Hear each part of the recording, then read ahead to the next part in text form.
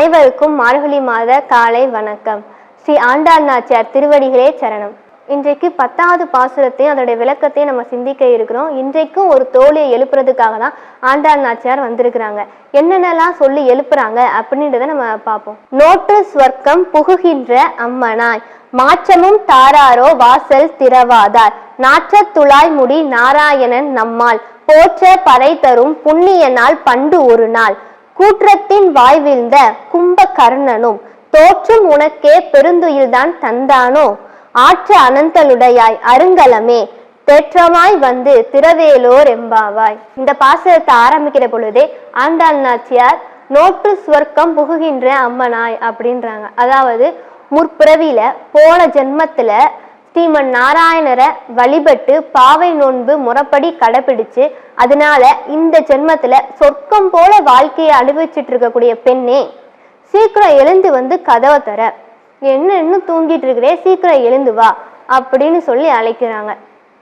நறுமணம் கமலக்கூடிய துளசிய தன்னுடைய தலையில வச்சிருக்கக்கூடிய நாராயணரை நம்ம போற்றி வழிபட்டோம்னா அவர் நமக்கு பாவை நோன்புக்குரிய பலனை உடனே நமக்கு தருவார். அவரை நம்ம வழிபடலாம் வான்னு சொல்லி அந்த தோழியை எழுப்புறாங்க ஸ்ரீ ஆண்டாள் நாச்சியார். அன்னைக்கு ஒரு நாள் ராமாவதாரத்துல நாராயணர் அந்த கும்பகர்ணனை வதம் பண்ணார் இல்லையா, அந்த கும்பகர்ணன் தான் அவன் தூக்கத்தை உனக்கு கொடுத்துட்டானோ அப்படின்னு சொல்லி இந்த ஆண்டாள் நாச்சியார் அந்த பாசுரத்துல சொல்றாங்க. சில பேர் சொல்லுவாங்க இல்லையா, ரொம்ப நேரம் தூங்குனா என்ன இப்படி கும்பகர்ணன் மாதிரி தூங்குற அப்படிம்பாங்கல்ல, அது மாதிரி இந்த தோழியே சொல்றாங்க. ராமாவதாரத்துல அந்த கும்பகர்ணனை பெருமாள் வதம் பண்ணார். அந்த கும்பகர்ணன் தான் அவன் தூக்கத்தை உனக்கு கொடுத்துட்டானோ, சீக்கிரம் எழுந்து வா, எழுந்து வந்து கதவை தர. இப்படி வரும்பொழுது தூங்கு மூஞ்சியோட வந்துடாத, முகத்தெல்லாம் அலம்பிட்டு உன்னை நீ தயார் பண்ணிட்டு தலையெல்லாம் சரி பண்ணிட்டு நல்லா தேற்றமாக வந்து கதவை தர அப்படின்னு சொல்லி அந்த தோழியை எழுப்புறாங்க ஸ்ரீ ஆண்டாள் நாச்சியார். இந்த பாசுரத்துல ஆண்டாள் நாச்சியார் நமக்கு என்ன சொல்றாங்கன்னா, இந்த ஜென்மத்துல நம்ம புண்ணியம் செய்தோம்னா அதனுடைய பலன் இந்த ஜென்மத்திலையும் நம்ம அனுபவிக்கலாம், அதுக்கு அடுத்த ஜென்மத்திலையும் நம்ம அனுபவிக்கலாம் அப்படின்றத சொல்றாங்க. இந்த பாசுரத்தை ஆரம்பிக்கிற போதே அதை சொல்லிதான் அவங்க ஆரம்பிக்கிறாங்க.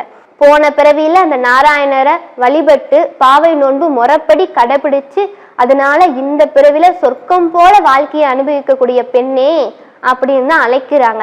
இதுல இருந்து ஆண்டாள் நாச்சியார் நமக்கு என்ன சொல்றாங்கன்னா, இந்த பிறவியில நம்ம தவம் பண்ணா அதனுடைய பயனை நம்ம இந்த பிறவிலையும் அனுபவிக்கலாம், அடுத்த பிறவியிலும் நம்ம அதை அனுபவிக்கலாம் அப்படின்றதான் ஆண்டாள் நாச்சியார் நமக்கு சொல்றாங்க.